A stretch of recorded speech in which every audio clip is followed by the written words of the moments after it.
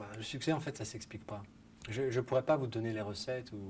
Simplement, je sais que je fais la musique que j'aimais quand j'étais adolescent et que j'ai pas dérogé à cette règle. C'est-à-dire que j'ai fait toujours... il y a 3 musiques qui sont très importantes pour moi. C'est le jazz, la salsa et la soul. Et j'ai toujours mélangé les 3. Et puis, bien que ce soit... C'était toujours un peu à contre-courant. Parce que même quand j'ai fait mon disque à La Havane en 96, c'était pas encore dans le coup, quoi. Non, je pense que les gens qui me suivent, ils aiment bien le fait que je sois différent, que ce soit pas, que ce soit une musique qui soit un peu originale. Qu'est-ce qui est différent? Bah, c'est différent de ce qu'on peut entendre aujourd'hui, parce que malgré tout, il y a une musique de variété qui est assez normative.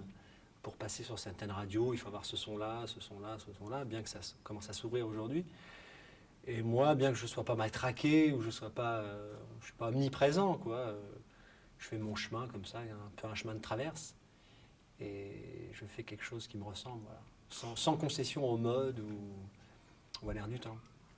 Décalé parce que, si vous voulez, on invente toujours à partir de ce qu'on connaît. Il y a des gens qui ont une certaine culture, que ça va être les Beatles, ça va être les Rolling Stones, ça va être James Brown, ça va être... Et ces gens-là s'inspirent de cette musique-là, ils font quelque chose de nouveau en changeant la forme, mais leurs racines sont dans cette musique-là, anglo-saxonne. Et moi, en fait, mes racines, je les ai pris dans une époque, si vous voulez, qui est un peu l'après-guerre. Il y avait des chanteurs comme Trenet, comme Boris Vian, comme Aznavour, comme Michel Legrand. Et je pense qu'il n'y a pas beaucoup de chanteurs de ma génération qui ont pris leurs racines dans cette époque-là. C'est ça qui est différent, c'est-à-dire que j'ai voulu renouer un peu avec une certaine tradition de jazz à la française que bien sûr j'ai voulu remettre au goût du jour, mais mes racines sont là.